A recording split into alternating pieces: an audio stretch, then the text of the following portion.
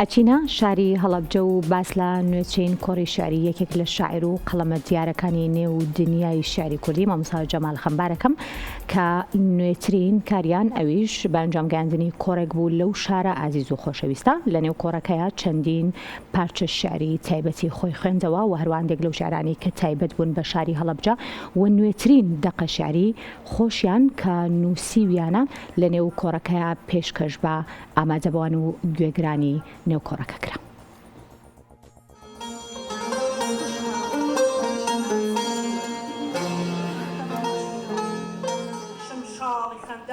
کۆلێژی یاسای زانکۆیی هەڵەبجە لە چوارچەوەی ئامادەکاریەکان بۆ 37مین ساڵیادی کیمیابەرانی شارەکە لە هۆڵی کتێبخانەی ناوەندی زانکۆیی هەڵەبجە کۆلێژی یاسا و کارگەری بە ئامادەبوونی ژمارەیەک لە شاعیرانی هەڵەبجە و مامۆستایان و خوێندکارانی زانکۆی هەڵەبجە کۆڕێکی ئەدەبی شێعر خوێندنەوەیان بۆ شاعیر جەمال خەمبار ڕێخست.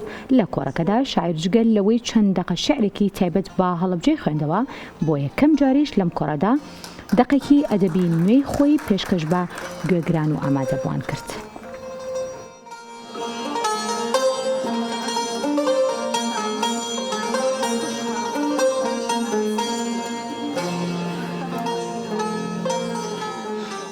مای شانازیمە بەڕاستی دوای دابڕانێکی زۆر جارێککە هاتمەوە خزمەت هەڵەبجە و ئەم حەشیمەتە بە ڕێزەی حوزوریان لێرە هەبوو. ئازیزان مامۆسایانی زانکۆی هەڵەبجە خوێندکاران و جەمعێکی باشی جۆگران و هەوادارانی شێعر. من وەکو لە پێشەکەی وتم دۆستایەتی هەڵەبجەی ئازیز و منەگەڕێتەوە بۆ چەندین دێ پێش ئێستاکە هاتم.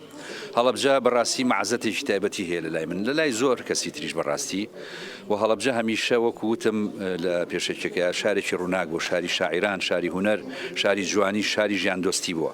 دیارە و کارەساتی جینۆسایدش کە بەسەریاو بەداخەوە نەیتوانی هەڵەبجە لە ژیان بوەستێنێ. بۆیە من پێم باشە لەم کۆڕ و مناسەباتانەیە حتا ئەگەر لە بۆنەی جینۆسایدا بێ قەیناکە هاوخەمی دەرەبڕین بەڵام جۆرێک لە ژیان دۆستیشی براس بکەین جارێکی کە هەموو دەستمان بە هەڵەبجەوە بێ بەڕاستی چونکە هەڵەبجە بەڕاستی ینی وەکوتم شوێنێکی تایبەتی لەلای هەمومان هەیە.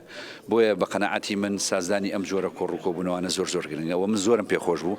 من سەفەرەکەم کورتە بۆ مناسبەتیش کە هات بوومەوە بەڵام کە برای بەڕێزم مامۆستا ئاوارە ڕاگری کۆلێژی یاسا و کارژێڕی خسمێ سەرکەڵکەڵی هاتن سوپاسیم کرد و سوپاسی ئەو تیپە میوزیسیانم کرد کە ئامادە بوون و سوپاسی هەموو سەرۆکاتی زانکۆ و ئێوەژەکەم کە تەشریفتانێناوە. هەڵەبجە هەمیشە لە دڵیم نازیند و ئازیزە.